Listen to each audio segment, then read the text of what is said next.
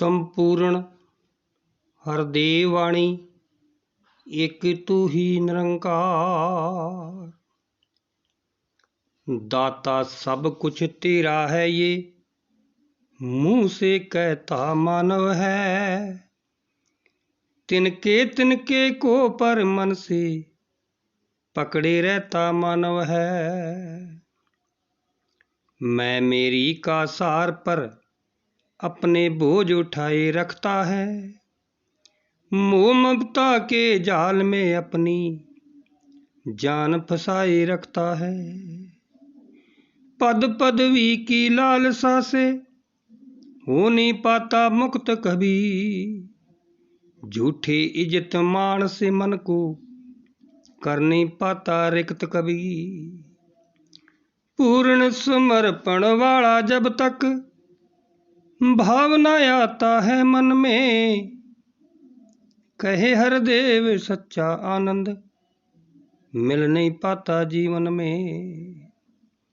कहे हरदेव सच्चा आनंद मिल नहीं पाता जीवन में। एक तू ही निरंकार। सतगुरु साध संगत जी, प्यार नाल बोलो जी धन्नकार संत जनों गुरमुखों महात्माओं। तो आओ शब्द नंबर 300।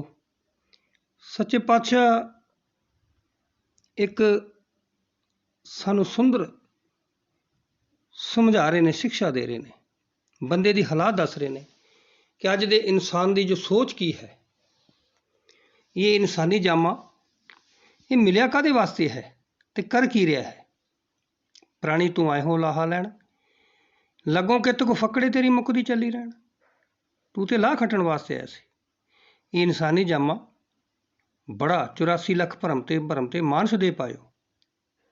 नानक नाम संभाल तू सोधन नेड़े आयो। ये बंदगी वास्ते भगती वास्ते इंसानी जामा मिलिया सी। 84 लाख करोड़ा अरबा साल बाद जूना भौके और मिलिया सी ये तेरी अवसर, ये तेरी वार घट भीतर तू सोच विचार। मिलिया इस वास्ते सी सोच विचार। ये इंसानी जामा तेन जो मिलिया कादे वास्ते मिलिया? ये तो पातशाह जिक्र कर रहा, तू तो माया पिछे दौड़ रहा, तू तो पदवियां पिछे दौड़ रहा। हर वे तेरे मन के लालसा रहिंदी है, मैनू वो मिल जाए, मैनू वो मिल जाए, कोठियां कारां गड्डियां मोटरां मैनू ये मिल जाए। पर इस वास्ते तो ये जामा नहीं मिलिया।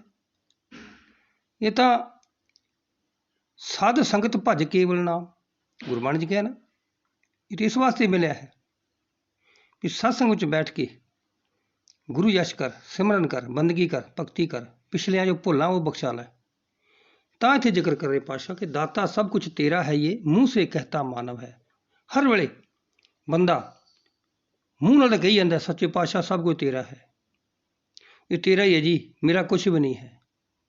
जदों ब्रह्म ज्ञान मिलता है ना, तो महात्मा सच्चे पातशाह 5 परण लेंदे कि तन मन धन पहला परण है ये सतगुरु दा। हाँ जी, असी फट फोसे वेले हाँ भर देने, हाँ जी दिता जी।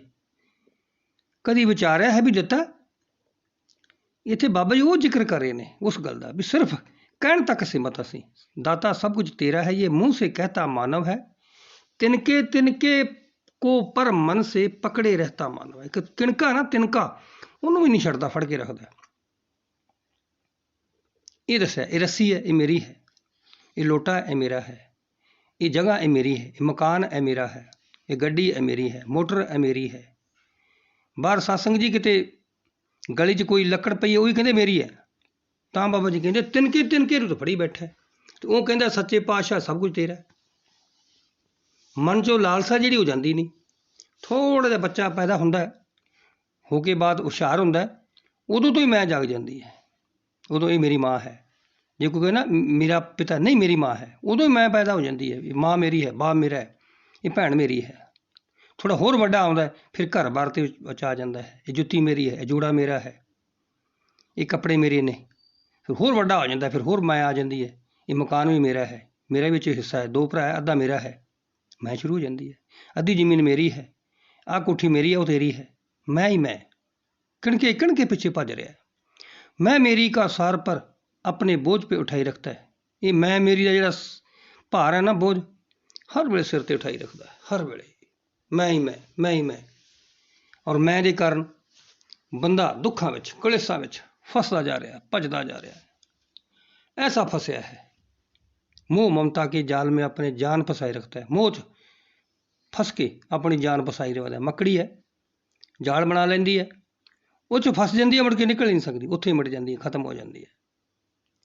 ਇਹ ਜੋ ਸੰਸਾਰਿਕ, ਇਹ ਜੋ ਸੱਚੇ ਪਾਤਸ਼ਾਹ ਨੇ ਇਹ ਚਲਾਈ ਸੀ ਸ੍ਰਿਸ਼ਟੀ, ਮੀਆਂ ਬੀਵੀ ਜੋੜਾ ਬਣਾਇਆ, ਤਾਂ ਇਹ ਇੱਕ ਸ੍ਰਿਸ਼ਟੀ ਚਲਾਉਣ ਵਾਸਤੇ ਸੀ।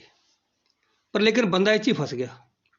ਜਿਹਨੇ ਬਣਾਇਆ, ਜਿਹਨੇ ਸ੍ਰਿਸ਼ਟੀ ਚਲਾਈ ਹੈ, ਇਹ ਪ੍ਰਮਾਤਮਾ ਸਤਿਗੁਰੂ, ਜਿਹਦੇ ਕਰਕੇ ਸਾਹ ਆ ਰਹੇ ਨੇ, ਅੰਦਰ ਜੋ ਜੋਤ ਇਹਦੀ ਕੰਮ ਕਰ ਰਹੀ ਹੈ, ਜਿਸ ਦੇ ਕਾਰਨ ਇਹ ਸਰੀਰ ਚੱਲਦਾ ਹੈ, ਇਹ ਇਹਨੂੰ ਭੁੱਲ ਜਾਂਦਾ ਵੀ ਮੈਨੂੰ ਚਲਾਉਣ ਵਾਲਾ ਕੌਣ ਆ, ਬਣਾਉਣ ਵਾਲਾ ਕੌਣ ਆ। ਬਸ ਮੈਂ ਹੀ ਮੈਂ ਹਾਂ, ਸਭ ਕੁਝ ਮੈਂ ਹਾਂ। ਲਿਖਾ ਤੇ ਵੀ ਮੇਰਾ ਮੁਝ में ਕੁਝ ਨਹੀਂ, ਜੋ ਕੁਝ ਹੈ ਸਭ ਤੇਰਾ, ਤੇਰਾ ਤੁਝ ਕੋ ਸੌਂਪ ਕਰ ਕਿਆ ਲਾਗੇ ਮੇਰਾ। ਪਰ ਉੱਥੇ ਤਾਂ ਗਲਤ ਉਲਟ ਹੋ ਗਿਆ। ਇਸ ਤੋਂ ਸਾਰਾ ਕੁਝ ਤੇਰਾ ਕੀ ਹੈ, ਕਹਿੰਦਾ ਮੇਰਾ ਹੀ ਸਭ ਕੁਝ ਹੈ। ਜਿਸ ਕਰਕੇ ਬੰਦਾ ਦੁੱਖਾਂ 'ਚ ਕਲੇਸ਼ਾਂ 'ਚ ਫਸਿਆ ਹੋਇਆ। ਬਾਬਾ ਜੀ ਅਕਸਰ ਕਿਆ ਕਰਦੇ ਸੀ ਕਿ ਭਗਤੀ ਕਰਨੀ ਹੈ ਤੇ ਫਿਰ ਸਰੀਰ ਤੋਂ ਬਾਹਰ ਨਿਕਲ ਕੇ, ਇਸ ਤੋਂ ਉੱਪਰ ਉੱਠ ਕੇ, ਤੂੰ ਇਹ ਸਰੀਰ ਨਹੀਂ ਹੈ, ਤੂੰ ਤੇ ਆਤਮਾ ਹੈ। ਇਸ ਵਾਸਤੇ ਉੱਪਰ ਨਿਕਲ ਕੇ ਭਗਤੀ ਕਰੋ। ਇਹ ਸਰੀਰ ਹੈ ਤਾਂ ਮਿੱਟੀ ਦਾ, ਇੱਕ ਦਿਨ ਮਿਟ ਜਾਣਾ, ਖਤਮ ਹੋ ਜਾਣਾ। ਲੇਕਿਨ ਆਤਮਾ ਜੋ ਹੈ ਅਮਰ ਹੈ, ਅਚਲ ਹੈ, ਅਡੋਲ ਹੈ, ਇਹਦਾ ਨਾਸ਼ ਨਹੀਂ ਹੁੰਦਾ, ਕਿਉਂਕਿ ਨਿਰੰਕਾਰ ਦੀ ਅੰਸ਼ ਹੈ, ਇਹਦੀ ਜੋਤ ਹੈ। ਜਿਸ ਜੋਤ ਦਾ ਅੰਸ਼ ਹੈ ਬੰਦੇ, ਉਸ ਜੋਤ ਨੂੰ ਜਾਣ ਤੇ ਸਹੀ। ਜਿਸ ਦੀਆਂ ਦਿੱਤੀਆਂ ਦਾਤਾਂ ਵਰਤੇ, ਦਾਤੇ ਨੂੰ ਪਹਿਚਾਣਦੇ ਨੇ ਸਹੀ। ਉਹ ਤਾਂ ਇਹ ਗੱਲ ਕਹਿ ਰਿਹਾ ਨਾ ਵੀ ਜੋਤ ਕਿਹਦੀਆਂ, ਤੂੰ ਨਿਰੰਕਾਰ ਦੀ ਹੈ। ਵੀ ਦਾਤਾ ਕੌਣ ਦੇਣ ਵਾਲਾ ਹੈ? ਇਹ ਦਾਤਾਰ ਪ੍ਰਮਾਤਮਾ ਨਿਰੰਕਾਰ। ਫਿਰ ਇਹਨੂੰ ਤਾਂ ਪਛਾਣ। ਤੇ ਅਸੀਂ ਪਛਾਣ ਕੇ ਵੀ ਸੰਤੋ ਜਨੋ ਮਾਇਆ ਨਾਲ ਹੀ ਫਸੇ ਰਹਿੰਦੇ ਹਾਂ, ਇਹਦੇ ਵਿੱਚ ਉਲਝੇ ਰਹਿੰਦੇ ਹਾਂ। ਤੂੰ ਸਤਸੰਗ ਜੀ, ਕੱਲ੍ਹ ਹੀ ਸੱਚੇ ਪਾਤਸ਼ਾਹ ਹਰਿਆਣੇ ਦੀ ਧਰਤੀ ਡੱਬ ਵਾਲੇ 'ਚ ਆਏ, ਆਗਮਨ ਹੋਇਆ। ਤੋ ਸੱਚੇ ਪਾਤਸ਼ਾਹ ਦੇ ਵਚਨ ਆਏ ਕਿ ਅਸੀਂ ਜਦੋਂ ਸਤਸੰਗ ਵਿੱਚ ਜਾਂਦੇ ਹਾਂ, ਸਾਡੇ ਮਨ ਦੇ ਅੰਦਰ ਕੋਈ ਅਭਿਲਾਸ਼ਾ ਹੈ, ਚਾਹਤ ਹੈ, ਦੁੱਖ ਲੈ ਕੇ ਜਾਂਦੇ ਹਾਂ, ਮੇਰੇ ਗੋਡੇ ਠੀਕ ਹੋ ਜਾਣ, ਮੇਰੀ ਬੱਚੀ ਦੀ ਸ਼ਾਦੀ ਹੋ ਜਾਵੇ, ਇਹਦਾ ਰਿਸ਼ਤਾ ਹੋ ਜਾਵੇ, ਮੇਰਾ ਬੱਚਾ ਬਾਹਰ ਚਲਾ ਜਾਵੇ, ਇਹ ਕਾਮਨਾ ਲੈ ਕੇ ਜਾਂਦੇ ਹਾਂ। ਤਾਂ ਸੱਚੇ ਪਾਤਸ਼ਾਹ ਕਹਿੰਦੇ ਤਾਂ ਸੌਦਾਬਾਜ਼ੀ ਹੈ, ਇਹ ਭਗਤੀ ਨਹੀਂ ਹੈ। ਫਿਰ ਭਗਤੀ ਦਾ ਨਿਸ਼ਕਾਮ ਹੈ, ਨਿਸ਼ਭਾਵ ਸੇ, ਜਦੋਂ ਮਨ 'ਚ ਕੋਈ ਕਾਮਨਾ ਨਹੀਂ। ਇਹ ਗਿਆਨ ਜੋ ਸਾਨੂੰ ਬ੍ਰਹਮ ਦਾ ਮਿਲਿਆ, ਇਹ ਸਰੀਰ ਨੂੰ ਨਹੀਂ ਮਿਲਿਆ। ਗਿਆਨ ਤੇ ਆਤਮਾ ਨੂੰ ਹੋਇਆ। ਜੋ ਬ੍ਰਹਮ ਗਿਆਨ ਹੈ, ਭਗਤੀ ਹੈ, ਸਤਸੰਗ ਹੈ, ਇਹ ਤੇ ਆਤਮਾ ਵਾਸਤੇ ਹੈ, ਸਰੀਰ ਵਾਸਤੇ ਨਹੀਂ। ਸਰੀਰ ਵਾਸਤੇ ਤੇ ਕਬੀਰ ਬਾਬਾ ਫਰੀਦ ਜੀ ਕਹਿੰਦੇ 3.5 ਮਣ ਕੀ ਦੇਹੁੜੀ ਚੱਲੇ ਪਾਣੀ ਅੰਨ। ਇਹ ਤੇ ਅੰਨ ਪਾਣੀ ਨਾਲ ਚੱਲਦੀ ਹੈ। ਲੇਕਿਨ ਮਨ ਦੀ ਖੁਰਾਕ ਕੀ ਹੈ? ਇਹ ਪ੍ਰਮਾਤਮਾ, ਇਹ ਰੱਬ, ਇਹ ਨਿਰੰਕਾਰ, ਇਹ ਸਿਮਰਨ, ਇਹ ਬੰਦਗੀ, ਇਹ ਭਗਤੀ, ਇਹ ਸੰਤਾਂ ਦਾ ਸੰਗ, ਇਹ ਗੁਰੂ ਚਰਚਾ, ਇਹ ਹੈ ਮਨ ਦੀ ਖੁਰਾਕ। ਇਸ ਵਾਸਤੇ ਅਸੀਂ ਮਨ ਦੀ ਖੁਰਾਕ ਇਹ ਲੈਣੀ ਹੈ। ਸਤਸੰਗ ਵਿੱਚ ਕਿਸ ਵਾਸਤੇ ਜਾਣਾ ਹੈ? ਇਸ ਵਾਸਤੇ, ਆਤਮਾ ਦਾ ਕਲਿਆਣ ਵਾਸਤੇ। 84 ਲੱਖ ਦਾ ਜੋ ਫੰਦਾ ਹੈ, ਇਹ ਗਲ 'ਚ ਬੰਦੇ ਦੇ ਹਰ ਵੇਲੇ ਲਟਕ ਰਿਹਾ ਹੈ, ਕਿਉਂਕਿ 84 ਲੱਖ ਜੂਨਾਂ ਤੋਂ ਭੁਗਤਣ ਤੋਂ ਬਾਅਦ ਹੈ ਪਤਾ ਨਹੀਂ ਕਿਤਨੇ ਵੀ ਲੇਖੇ ਜੋਖੇ ਸਾਰੇ। ਕ੍ਰਿਸ਼ਨ ਮਹਾਰਾਜ ਜੀ ਵੀ ਗੀਤਾ 'ਚ ਕਹਿੰਦੇ ਆ, ਬੱਚਾ ਪੈਦਾ ਹੁੰਦਾ ਹੈ, ਜਿਤਨਾ ਵੀ ਲੇਖਾ ਜੋਖਾ ਆਪਣਾ ਸਾਰਾ ਉਹ ਚੁਕਾਣੇ ਕੇ ਲਈ ਆਤਾ ਇਸ ਧਰਤੀ ਪਰ। ਤਾਂ ਅਸੀਂ ਵੀ ਇਸੇ ਵਾਸਤੇ ਆਏ ਹਾਂ, ਇਹ ਦੇਣਾ ਪੈਣਾ। ਕਈ ਐਸੇ ਵੇਖੇ ਨੇ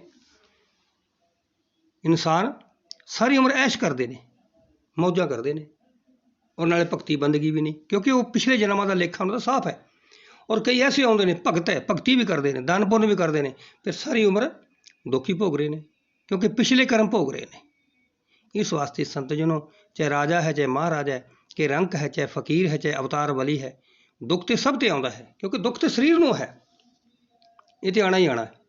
ਇਸ ਵਾਸਤੇ ਸੱਚੇ ਪਾਤਸ਼ਾਹ ਕੱਲ੍ਹ ਜ਼ਿਕਰ ਕਰ ਰਹੇ ਸੀ ਕਿ ਜਦੋਂ ਅਸੀਂ ਸਤਸੰਗ ਵਿੱਚ ਆ ਰਹੇ ਹਾਂ, ਸਮਾਗਮ 'ਤੇ ਆ ਰਹੇ ਹਾਂ, ਤਾਂ ਅਸੀਂ ਕੇਵਲ ਤੋਂ ਕੇਵਲ ਆਤਮਾ ਦਾ ਕਲਿਆਣ ਕਰਨ ਵਾਸਤੇ ਆਉਣਾ ਹੈ।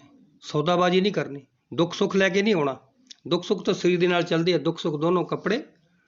ਦਰ ਪਹਿਰੇ ਜਾਏ ਮਨੁੱਖ, ਜਿੱਥੇ ਬੋਲਣ ਹਾਰੀਏ ਤਿੱਥੇ ਚੰਗੀ ਚੁੱਪ। ਪਾਤਸ਼ਾਹ ਤੇ ਇਹ ਕਹਿੰਦੇ ਆ ਇਹ ਤਾਂ ਚੱਲਦੇ ਰਹਿਣੇ ਆ। ਦੁੱਖ ਸੁੱਖ ਪੂਰਬਲੇ ਜਨਮ ਕੇ ਕੀਏ, ਉਹ ਜਾਣੇ ਜਿਸ ਦਾਤੇ ਦੀਏ, ਕਿਸਕੋ ਦੋਸ਼ ਦਏ ਤੂੰ ਪ੍ਰਾਣੀ, ਸਭ ਤੇਰਾ ਕੀਆ ਕਰਾਰਾ ਹੈ। ਇਹ ਬੰਦੇ, ਇਹ ਇਨਸਾਨ, ਇਹ ਤੇਰਾ ਆਪ ਦਾ ਕੀਤਾ ਕਰਾਇਆ ਹੈ, ਕਿਸੇ ਨੂੰ ਦੋਸ਼ ਕਿਉਂ ਦੇ ਰਿਹਾ ਹੈ?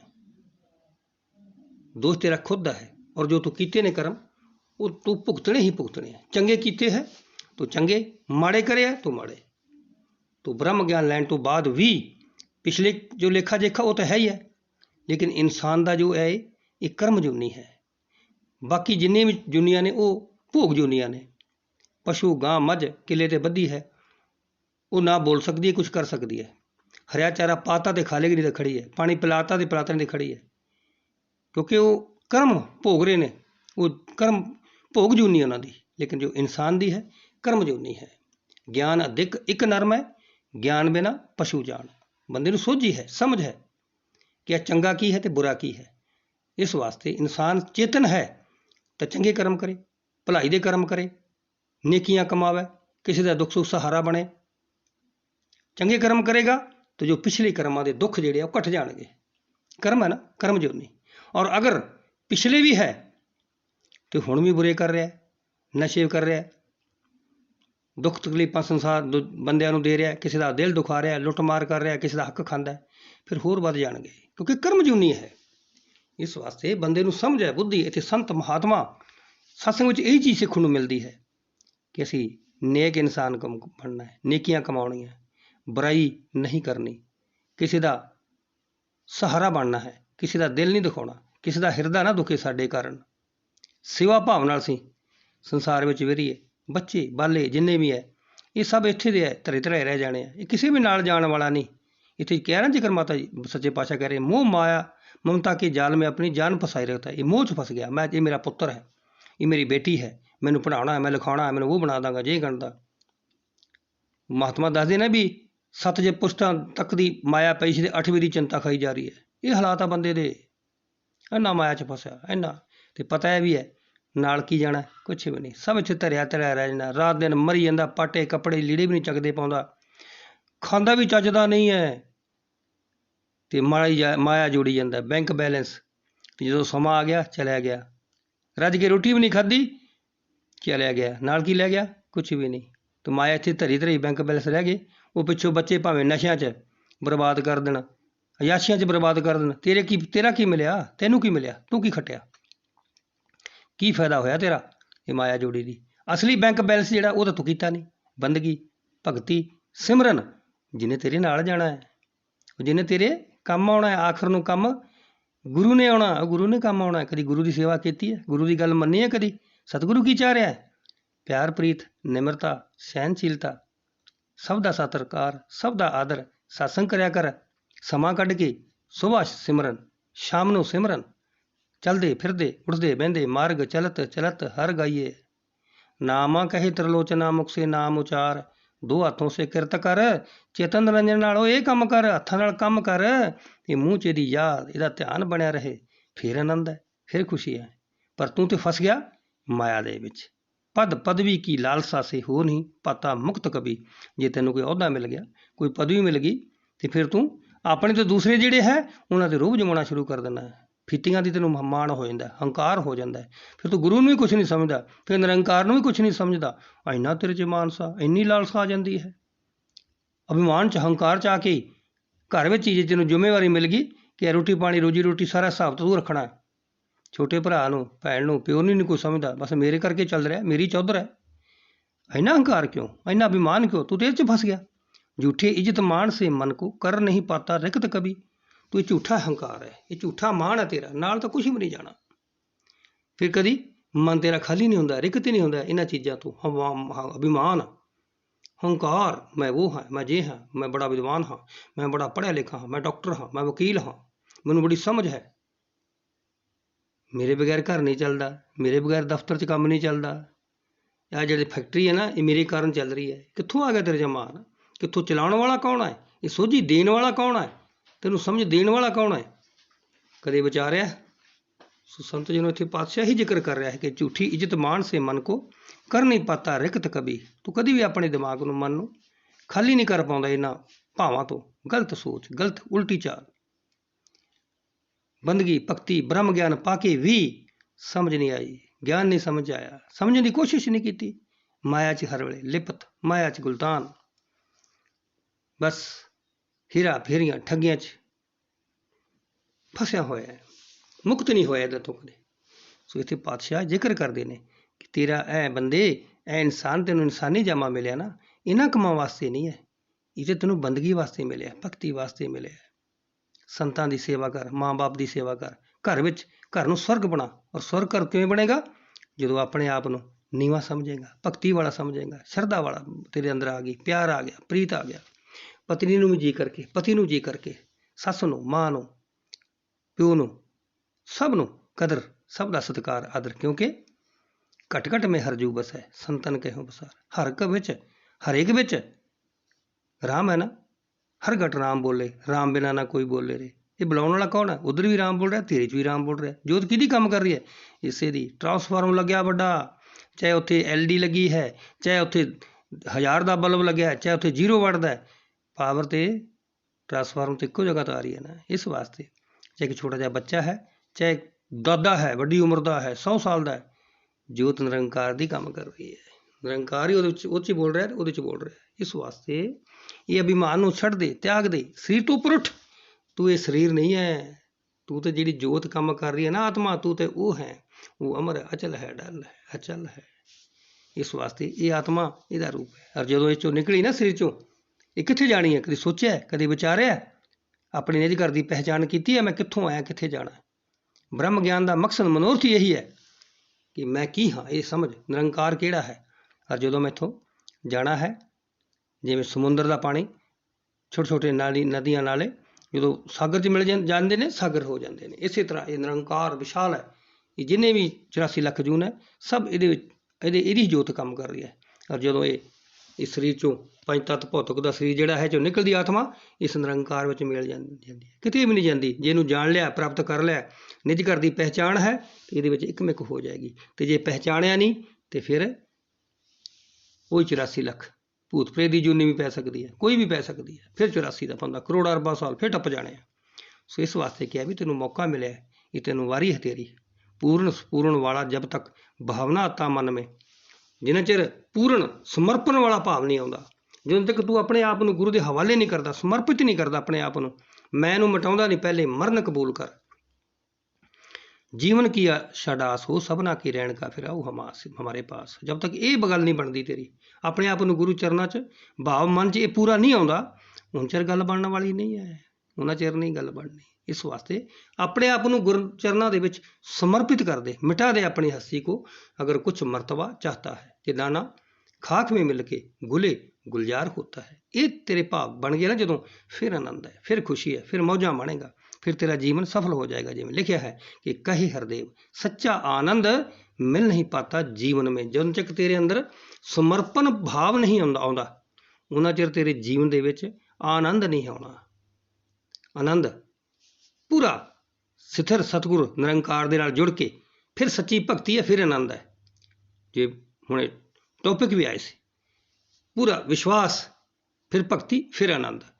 और जो पूरा साडा विश्वास है निरंकार ते, प्रभु ते, परमात्मा ते, पूरा ज्ञान की समझ आ गई सानू। माता जी कहते ना, मैं नहीं समझ आए, चाहे 100 ले लो, ज्ञान नू समझो, ब्रह्म ज्ञान नू समझो, ये है की है, निरंकार केड़ा है, मैं की हाँ, मेरा की वजूद है, निरंकार ये की है। जो इनू समझ लिया ना, प्राप्त कर लिया, जो ज्ञान की समझ आ गई, फिर इधर विश्वास पूरा हो जाएगा दृढ़ सतगुरु ते कि ये निरंकार है। जो ये विश्वास हो गया, इहदे नाल जुड़ गया पक्का, फिर भगती विश्वास वाली पूरी शरधा वाली प्रीत वाली भगती शुरू हो जाएगी। फिर जीवन दे विच खुशियां हैं, फिर जीवन दे विच आनंद है। इस वास्ते संत जनों, गुरमुखो, सच्चे पातशाह ने सानू ये ब्रह्म ज्ञान दिता है। रब सानू कहते रब मिलिया है, तो जे रब मिलिया है तो फिर सोचने वाली गल है, जिहदे कोल रब है तो उन्होंने कर्म कैसा होना चाहिए, उन्होंने जीवन कैसा होना चाहिए, साडी बोली कैसी होनी चाहिए, साडा सुभाव कैसा होना चाहिए, साडी चाल आचार विहार आहार कैसा होना चाहिए, ये विचारने वाली गल है। क्योंकि संसार तो फिर कहेगा कि निरंकारी है, इन्हें निरंकार नू जाणिया है, इन्हें रब नू जाणिया है, तो फिर सत्संग जी वो एक एक हरकत साडी देखेगा, साडा जीवन कर्म बोली सब कुछ देखेगा। जे साडी ज्ञान के मुताबिक साडा जीवन है, गुरु जो चाह रहा है उसके मुताबिक साडा कर्म है, साडे बोल साडी चाल है बिल्कुल सही है, संतां वाली महात्मा वाली, तो फिर समझो जीवन में सच्चे पातशाह हुण कह रहे ना, फिर आनंद ही आनंद है। जो समर्पित हो गया पूर्ण तौर पर गुरु चरणों च अपने आप को मिटा दिता कि जिस मरने से जग डरे मेरे मन आनंद, मरने ते ही पू पाइए पूर्ण परम आनंद। फिर वो पूर्ण परम आनंद तां ही मिलेगा जे समर्पित भाव है। सारिया इन्हां चीज़ों तो उपर उठ के, पदवियां तो, अहुदियां तो, ਮਾਇਆ ਤੋਂ ਸਭ ਤੋਂ ਉੱਪਰ ਉੱਠ ਕੇ ਕੇਵਲ ਤੇ ਕੇਵਲ ਮੈਂ ਨਿਰੰਕਾਰ ਹਾਂ, ਮੈਂ ਹੀ ਨਿਰੰਕਾਰ ਹਾਂ, ਕਿਉਂਕਿ ਤੂੰ ਹੀ ਨਿਰੰਕਾਰ ਹੈ। ਜੋ ਤੇਰੇ ਵਿੱਚ ਨਿਰੰਕਾਰ ਦੀ ਕੰਮ, ਜੇ ਕਹਿੰਦਾ ਬ੍ਰਹਮ ਗਿਆਨੀ ਕਾ ਸਗਲਾਕਾਰ, ਬ੍ਰਹਮ ਗਿਆਨੀ ਆਪ ਨਿਰੰਕਾਰ। ਜਦੋਂ ਇਹ ਗੱਲ ਸਮਝ ਆ ਗਈ, ਗੱਲ ਮਨ 'ਚ ਵਸ ਆ ਗਈ, ਫਿਰ ਪੂਰਨ ਤੌਰ 'ਤੇ ਸਮਰਪਿਤ ਹੋ ਗਿਆ ਆਪਣਾ ਜੀਵਨ, ਤੇ ਸਮਝੋ ਫਿਰ ਜੀਵਨ ਵਿੱਚ ਆਨੰਦ ਹੀ ਆਨੰਦ ਹੈ, ਆਨੰਦ ਹੀ ਆਨੰਦ ਹੈ।